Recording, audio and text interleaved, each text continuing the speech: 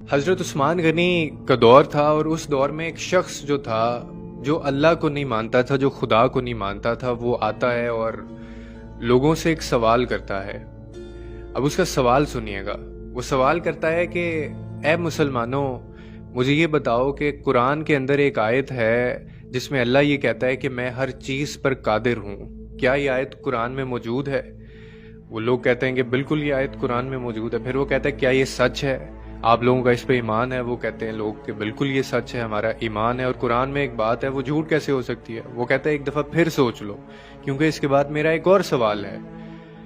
वो कहते हैं कि जी बिल्कुल हम इस पर डेड श्योर हैं कि ये सच है और हम इसको मानते हैं। फिर वो जो बंदा था जो खुदा को नहीं मानता था, वो मुसलमानों से सवाल करता है। अब उसका अगला सवाल सुनिएगा। वो कहता है कि अगर ऐसा है तो क्या खुदा अगर हर चीज पर कादिर है तो क्या वो अपने जैसा खुदा बना सकता है?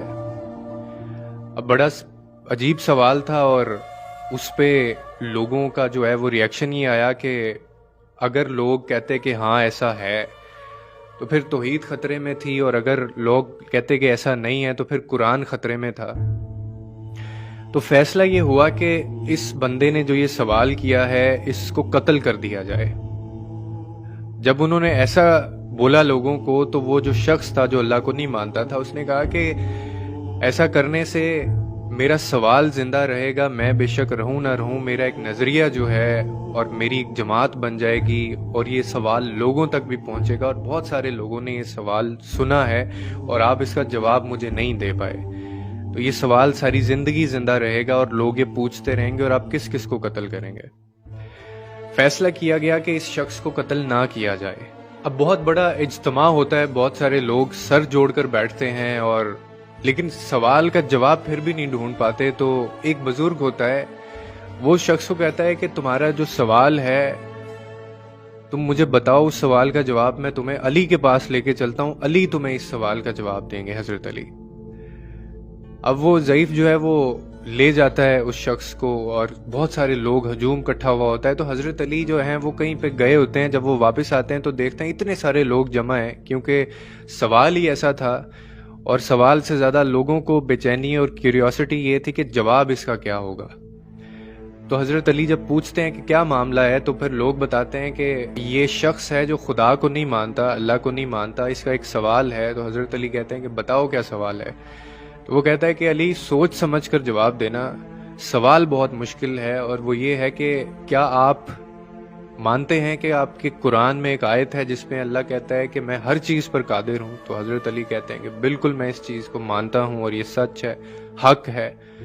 तो फिर वो शख्स कहता है कि फिर मुझे ये बताओ कि क्या वो अपने जैसा खुदा बना सकता है?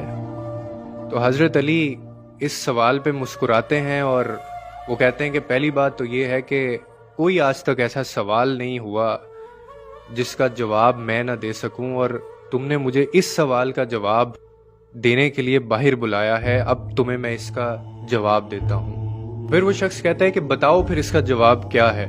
तो हजरत अली फरमाते हैं कि हाँ, मेरा अल्लाह अगर चाहे तो और खुदा बना सकता है, बल्कि कई खुदा बना सकता है, लेकिन फिर भी वो सब अल्लाह की मखलूक होंगे, खालिक फिर भी मेरा अल्लाह ही होगा और अल्लाह ही रहेगा।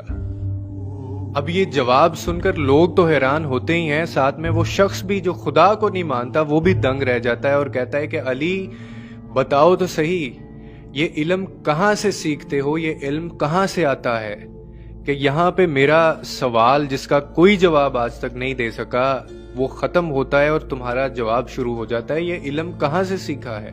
तो हजरत अली आगे से कहते हैं कि ये जो लुआब है, ये जो तरबियत है, ये मुस्तफ़ा की, हजरत मोहम्मद सल्लल्लाहु अलैहि वसल्लम की है कि अली दुनिया के कायनात के राज खोल कर रख देता है। ये तरबियत जो है वो हमारे नबी करीम सल्लल्लाहु अलैहि वसल्लम की है, मुस्तफ़ा की है। वो शख्स आगे से चीख कर बोलता है कि जिसकी तरबियत से, जिसके लुआब से अली बनता है, तो वो खुद कैसा होगा? और फिर आगे कहता है कि उस मुस्तफ़ा का जो खुदा है वो कैसा होगा? तो ये लोग थे और ये उन लोगों की तरबियत थी, और वो जब जाते थे, जब वो बात करते थे, تو بے شک کوئی شخص جو خدا کو نہیں بھی مانتا تھا وہ مجبور ہو جاتا تھا اس چیز پر کہ وہ خدا کو مانے اور ان کے آگے بو ڈاؤن کرے۔ اور سب سے بڑی بات کیا تھی کہ جس طرح سے اسلام انہوں نے پھیلایا تھا، جس کردار کے ساتھ اور جس لیگیسی کے ساتھ، یہ طاقت تھی ان کے پاس کہ کوئی بھی شخص ان کے آگے سامنے ہوتا تھا تو وہ ٹھہر نہیں پاتا تھا۔ یہ شان ہے میرے اللہ کی، اور یہ شان ہے میرے نبی پاک صلی اللہ علیہ وسلم کی، اور پھر ان کی جن کی انہوں نے تربیت کی تھی۔ امید ہے آپ کو اس واقعے سے کچھ نہ کچھ سبق ضرور ملا ہوگا، اور آپ کو پتہ چلا ہوگا کہ ہم جس کے امتی ہیں اور ہمارا جو خالق ہے وہ بے شک ہر چیز پر قادر ہے۔